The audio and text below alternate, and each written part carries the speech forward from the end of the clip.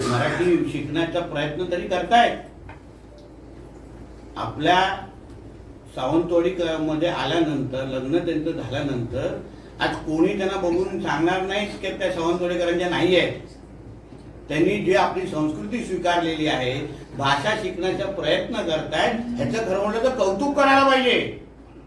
कौतुक करायला पाहिजे. हा मुळात प्रश्नच असता कामा नाही.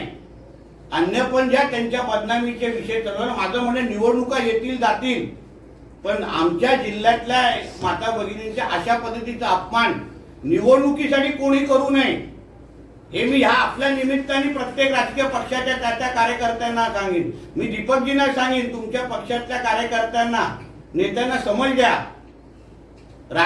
निवडणुका ह्या फक्त 2 तारखेपर्यंत आहेत, पण कुठल्याही महिलेच्या बद्दल अशा पद्धतीचा अपमान आणि बदनामीचे विषय कोणीही करू नये,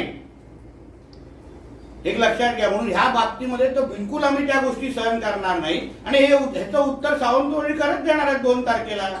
तुम्हाला वाटतं की जनता बघत नाहीये, जनतेला कळत नाहीये कोण ताईंचे हे करतायत, बदनामी करतायत, कोण कुठून मेसेज पाठवले जात आहेत. अहो, त्या भाषा शिकण्यासाठी एवढ्या चांगल्या पद्धतीने, मी तर बोलतो म्हणजे मराठी चांगली आहे, शिकतायत, बोलतायत, ह्याचं कौतुक झालं पाहिजे. आज किती घरामध्ये त्या स्वतः जात आहेत, दिवसातल्या 100 घर ते करतायत. त्या सांगा मला, कौतुक करायला पाहिजे. आपल्या घरातली एक बहीण, मुलगी अशा पद्धतीने अगर प्रयत्न करतायत, आपल्या सिंधुदुर्गामध्ये त्या आल्या आहेत, आपली संस्कृती त्यांनी स्वीकारली, याच्याबद्दल कौतुक करावं का टीका करावी?